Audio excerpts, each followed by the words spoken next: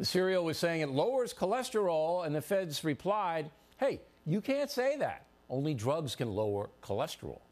That's just one example of more and more regulation under President Obama.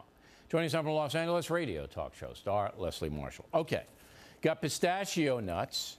The FDA says, hey, nope, better not eat pistachio nuts. That puts all those people out of business. Then you have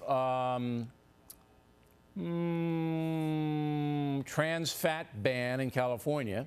No trans fats. Then you have smoking, no smoking anywhere. In fact, Michael Jordan gets whacked for having a cigar on a golf course. So the question becomes, Nanny State USA, do you like it or not? Well, I don't smoke, and I've lost over 50 pounds from last year, Bill, so maybe the trans fats was a good thing here in California. I love Cheerios. My kids eat Cheerios, but if I have high cholesterol and I'm eating Cheerios because I think it's going to reduce my cholesterol, then I think the government and our president is right that General Mills, that owns and runs Cheerios, shouldn't be sending that message. I don't think it's wrong to say, hey, this is healthy and this is why, but I think it's bad to give that kind of message because that should come not only from a drug company, but certainly from a medical professional. I don't have any beef with Cheerios and the government saying, look, you know, unless you can prove this in clinical studies, you got to take it off. I want honesty, and I want people to know what's going on. But they're taxing soda now. You know, you get a Coke, you're going to pay a sugar tax. The intent, Leslie, is good. The execution, though, is nanny state. It's almost a quasi-fascism. It's basically Barack Obama and his merry guys saying, you know, we think Oreos are bad, we're going to tax them. We think ding-dongs are bad, Cheetos are bad, we're taxing them. We don't want you to do this. Now, you know, the logical extension is that if you don't exercise, we're going to have to pay a little more income tax, you know. But if you're in shape like me, you get a tax break. You know, when does it stop? When does it stop?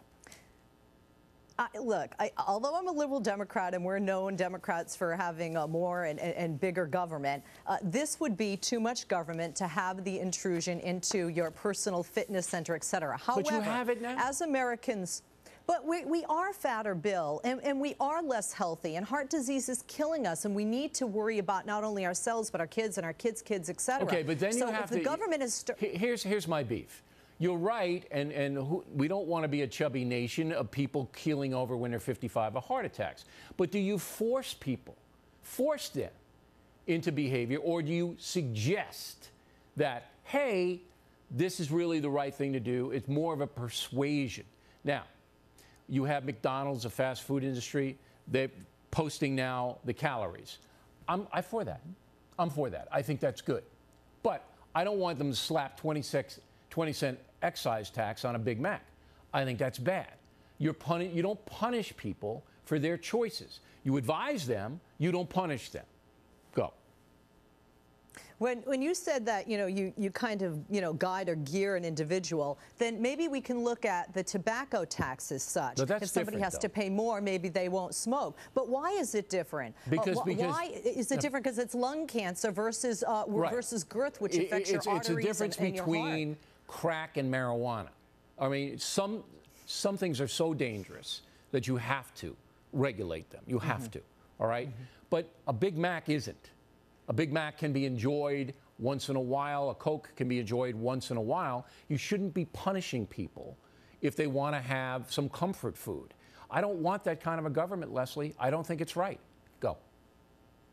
Well, I'll tell you, I agree with you that having a Big Mac, my personal favorite's a lot of macaroni and cheese for my comfort food.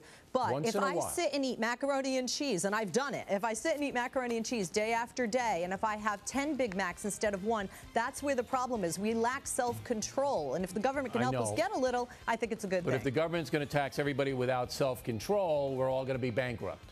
Leslie, everybody, we appreciate it.